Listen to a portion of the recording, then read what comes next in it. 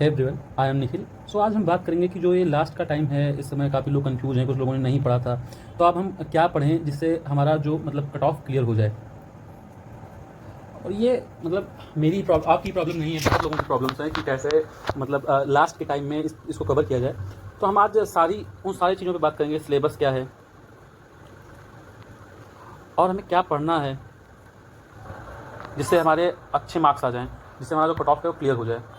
पहले हम देखते हैं कि इसका जो सिलेबस क्या है। सिलेबस समझे रहेंगे तो हमको ये समझने में आसानी हो जाएगी कि कितना पढ़ना है और कहाँ से पढ़ना है। पहले हम बात करेंगे जो हिस्ट्री का पोर्शन है उसकी। लेकिन एक बात और समझ लीजिएगा कि मेजॉरिटी लोग जो होते हैं वो जीएस का पोर्शन कवर करके जाते हैं, तो छोड़ते क्या हैं, मैथ्स। लेकिन अगर हम देखें ध्यान से तो हम देख सकते हैं यहाँ पे जो मेन पोर्शन है, जो मार्क्स हमें एक अच्छे से मार्क्स दिलाता है, वो मैथ्स ही है हमारा। जिसमें एक बहुत सिंपलेस्ट टॉपिक्स हैं, जैसे ग्राफ को ले लें और तालिका की व्याख्या और विश्लेषण। अगर हम चाहें तो इसको हम काफ़ी कम टाइम में कवर कर सकते हैं। ये एक मतलब अगर कोई पढ़ा है तो उसके लिए अच्छा पॉइंट हो सकता है, प्लस पॉइंट हो सकता है, और जिसने नहीं पढ़ा है उसके लिए एक वीक पॉइंट हो सकता है। तो हम शुरू करते हैं अपना सिलेबस डिस्कशन।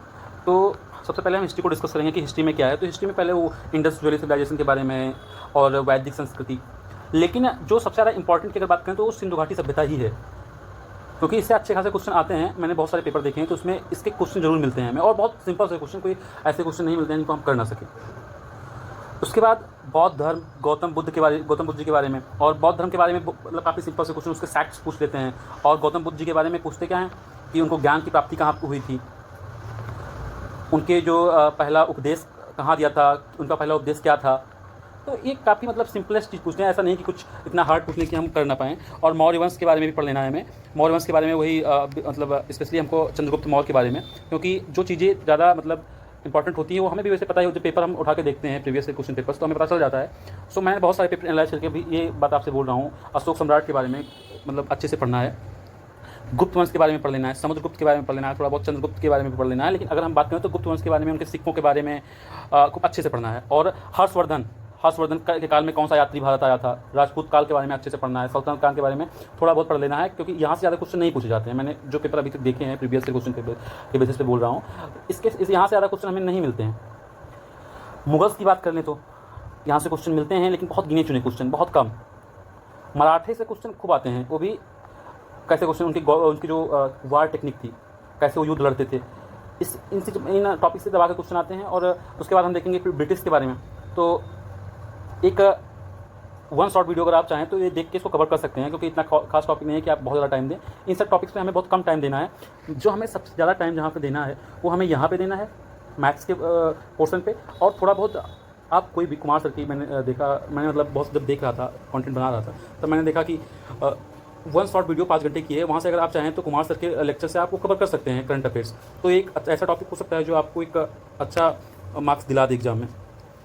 उसके बाद हम फिर आएंगे एक टॉपिक, पेट के एग्जाम में एक टॉपिक ही दे रखा है, भारतीय राष्ट्रीय आंदोलन, इंडियन नेशनल मूवमेंट।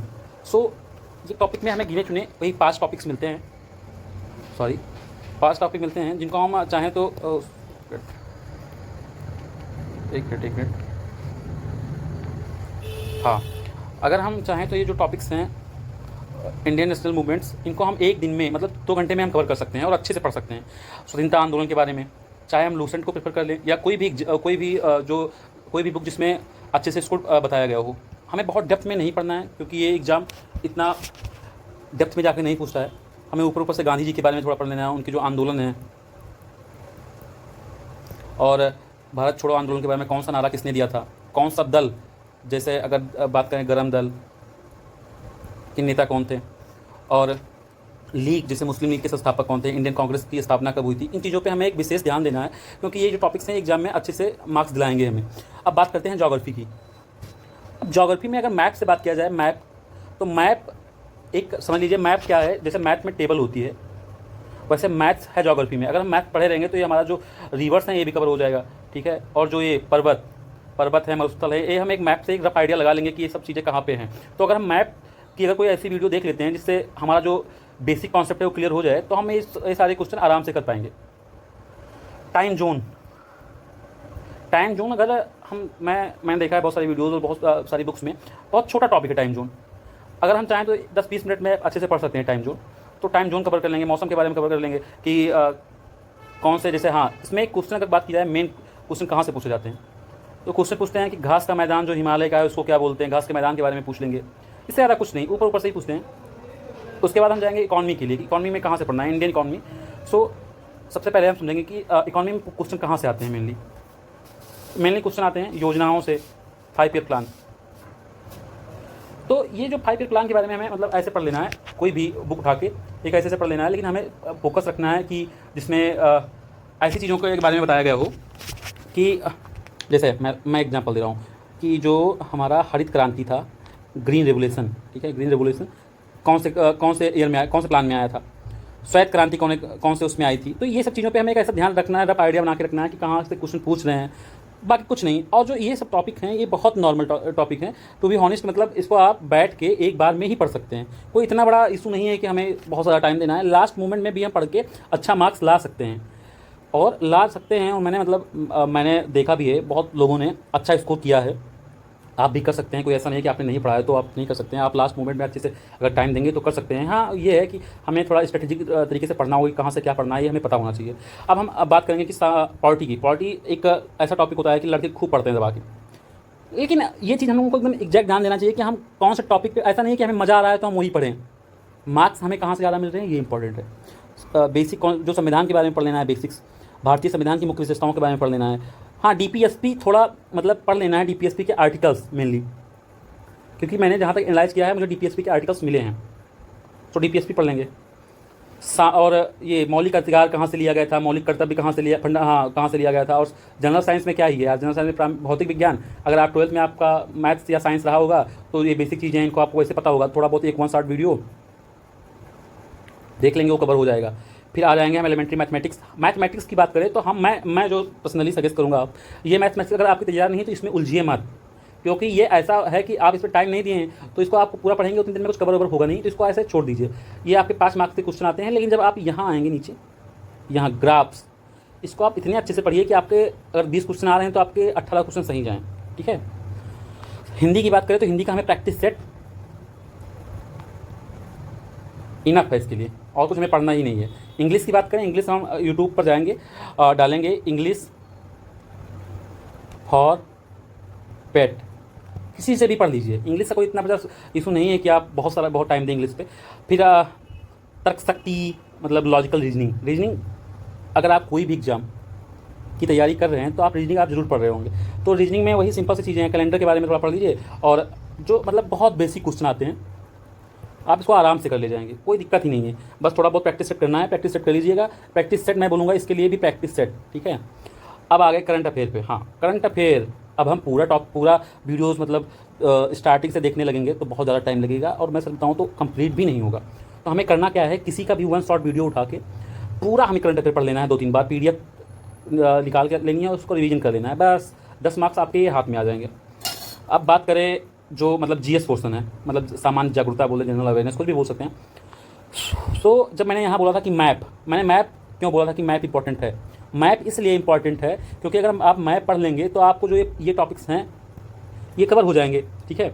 तो ये टॉपिक और ये 3 अगर आपके मैप से कंप्लीट हो रहे हैं तो आपको मैप पढ़ने में क्या प्रॉब्लम है बताइए। और मैप का भी 1 शॉट ही देखिएगा, मैं प्रेफर करूँगा, और कुछ नहीं। देन हम बात करेंगे राष्ट्रीय और अंतर्राष्ट्रीय दिवस, कौन सा हिंदी दिवस कब होता है, मलेरिया दिवस कब होता है, इन सब सारी चीज़ों को आप ऐसे डालिए, टॉपिक का नाम डालिए और इसको बोल दीजिए कि ये सारे टॉपिक्स आ जाएंगे, यूट्यूब आपको तुरंत प्रोवाइड करा देगा। कोई अच्छा टीचर मिलेगा आप उससे पढ़ लीजिए। पुरस्कार जो हाल फिलहाल में कोई जीता हो, किसको फर्स्ट नोबेल पुरस्कार किसको मिला था एशिया में, ये सब चीज़ें मतलब देख लीजिएगा। जब पेपर आएगा तो मैं उसका डिस्कशन कराऊंगा, आप देख लीजिएगा। यहाँ से क्वेश्चन आएंगे और क्वेश्चन क्या आएंगे, बहुत बेसिक चीज़ें। अब अगर पूछ लिया जाए नोबेल पुरस्कार, पहला नोबेल पुरस्कार एशिया में किसको मिला था, तो ये क्या है, इसमें कुछ नहीं है, ये टैगोर जी को मिला था, रविंद्रनाथ। सो बस ये मतलब बहुत बेसिक चीज़ है जलवायु और परिवर्तन के बारे में। हाँ इसको पढ़ लेना है, यहाँ से क्वेश्चन आएंगे, देख लीजिएगा, 2 क्वेश्चन अप्रॉक्स मिलेंगे ही। और क्वेश्चन क्या रहेंगे, सार्क, एशियन, बहुत बेसिक, ब्रिक्स जो चर्चा में है अभी, RIC, ये सब चीज़ें मतलब मोस्ट इंपॉर्टेंट है। मैं लिख दे रहा हूँ मोस्ट IMP, इसको पढ़ लीजिएगा। यहाँ से क्वेश्चन मार्क्स यहाँ से आपको मिलेंगे अच्छे खासे। हाँ मैं इसको कई बार फोकस कर चुका हूँ, ये बहुत ज़रूरी है। ज़रूरी इसलिए जिन्होंने अभी तक GS वोस नहीं पढ़ा है वो इतना कवर करके अच्छा मार्क्स ला सकते हैं। ये आपको पढ़ना ही नहीं है, ठीक है, ये आप तो वहाँ बैठ के ही कर लेंगे, ठीक है। 10 मार्क्स यहाँ से मिल जाएंगे आपको, अगर ये 2 टॉपिक याद कर लेंगे तो 10 इधर और 20-30 मार्क्स आपको मिल जाएंगे। आप रेस में मेजॉरिटी लोग जो हैं, मेजॉरिटी है वो ये छोड़ के जाएगी, ये छोड़ के जाएगी, लेकिन आपको पढ़ के जाना है, क्योंकि आपका जो जीएस पोर्शन है वो काफ़ी वीक है, मैं ऐसा मान सकता हूँ। अब हम बात करेंगे कि क्या स्ट्रेटजी हो सकती है इसके लिए। सो चलते हैं नेक्स्ट स्लाइड पे, ठीक है। मैं स्लाइड बना रखी है, लास्ट डे स्ट्रेटजी। इसके लिए हमारी स्ट्रेटजी क्या होनी चाहिए, ठीक है। आप बहुत लंबे लंबे लेक्चर्स में मत जाइए कि कोई 50 लेक्चर पढ़ा रखा है, शुरू से बैठ के पढ़ने लगे, आप बोर भी हो जाएंगे, सिलेबस भी नहीं होगा, ठीक है, और आप गिव अप भी कर देंगे, जो मैं चाहता नहीं हूँ। आप जाइए वन शॉट पे, ठीक है, वन शॉट सारी प्रॉब्लम्स की दवा है, ठीक है, वन शॉट पे जाइए।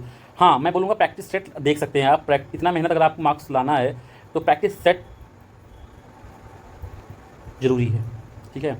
रिवीजन जो पढ़ें उसका रिवीजन बहुत ज़रूरी है। ऐसा नहीं कि नई नई चीज़ें पढ़ते जा रहे हैं, मुझे नई चीज़ें नहीं पढ़नी है इस टाइम पे। अब टाइम बचा है कि हमें जो चीज़ें हमने पढ़ी है उसको रिवाइज करना है, तो रिवीजन पे जाइए, ठीक है। पहले हम जाएंगे वन शॉट पे, ठीक, उसके बाद जाएंगे प्रैक्टिस पे, उसके बाद जो प्रैक्टिस किया है उसका रिवीजन। हाँ, की पॉइंट्स, जैसा की पॉइंट्स में पहले हमें सिलेबस जो मैंने दिखाया है अभी उसको आपको देख लेना है, उसके बाद क्या करना है, हमें की पॉइंट्स बना लेना है, क्या क्या की पॉइंट्स हैं इस लेक्चर्स के। उसके बाद सिलेबस पे जाना है, सिलेबस देखना है अच्छे से, कहाँ से क्वेश्चन ज़्यादा पूछ रहे हैं, पीवाईक्यू थोड़ा जो प्रीवियस क्वेश्चन पेपर उनको देख लेंगे, ये चीज़ें आप क्लियर हो जाएंगी। फिर जो बहुत ज़्यादा इंपॉर्टेंट, जैसे इंडस वैली सिविलाइजेशन, सिंधु घाटी सभ्यता, जो हर साल अच्छे क्वेश्चन आते हैं, तो सिंधु घाटी सभ्यता यहाँ से अच्छे क्वेश्चन आ रहे हैं तो हमें टाइम दे देना है इस पर। बेसिक कॉन्स्टिट्यूशन यहाँ इसको पढ़ लेना, जहाँ से कुछ मार्क्स आ ही रहे हैं उन पर हमें ज़्यादा फोकस करना है। ये नहीं कि नई चीज़ें एक्सपेरिमेंट कर रहे हैं कि ये भी आ सकता है, ये भी आ सकता है। और जो जिनको अच्छा मार्क्स लाना है वो तो भाई पहले से ही पढ़ रहे होंगे, आपके भी अच्छे मार्क्स आएंगे अगर आप इन चीज़ों को फॉलो कर लेंगे। मैपिंग पे इसलिए फोकस कर रहा हूँ कि अगर आप किसी भी एग्जाम की तैयारी कर रहे हैं तो अगर आपकी मैपिंग अच्छी है ना तो आपका ज्योग्राफी अच्छा ही होगा। एशियान पे थोड़ा पढ़ लेना, सार्क के बारे में, आरआईसी के बारे में, ब्रिक्स के बारे में, ठीक, और क्या नाटो के बारे में, ऐसे क्वेश्चन आएंगे क्योंकि ये ट्रेंड में है ना अभी, तो यहाँ से क्वेश्चन बनेंगे ही। पीवाईक्यू का मेन रोल है किसी भी एग्जाम में, पीवाईक्यू आपको बहुत इफेक्ट करता है अगर पीवाईक्यू आपने पढ़ा है। सो ये चीज़ें अगर आप ध्यान में रखेंगे तो आपके अच्छे मार्क्स आ जाएंगे। बाकी अगर आपको कोई और टिप्स चाहिए तो आप कमेंट कर सकते हैं, मैं उसका रिप्लाई देने की कोशिश करूँगा, ठीक है। बाकी आपको लेक्चर कैसा लगा ये बताइए कमेंट में, ठीक है, और सब्सक्राइब करिए क्योंकि इस पर बहुत सारी चीज़ें आएंगी जो आपको काफ़ी बेनिफिट देंगी। अच्छे अच्छे टीचर्स आएंगे जो आपको अच्छे से पढ़ाएंगे, ठीक है। बाकी क्या आपका ओपिनियन रहा इस लेक्चर पे, कैसा समझ में आया, क्या इसमें मतलब कमियां हैं, क्या अच्छाइयाँ हैं, मुझे कमेंट में आप बताइएगा। सो थैंक यू आप लोगों को ये लेक्चर देखने के लिए, एंड लव यू ऑल। और आपके लिए एक छोटी सी मेरी लाइन है कि all the best, all the best for pet. Thank you.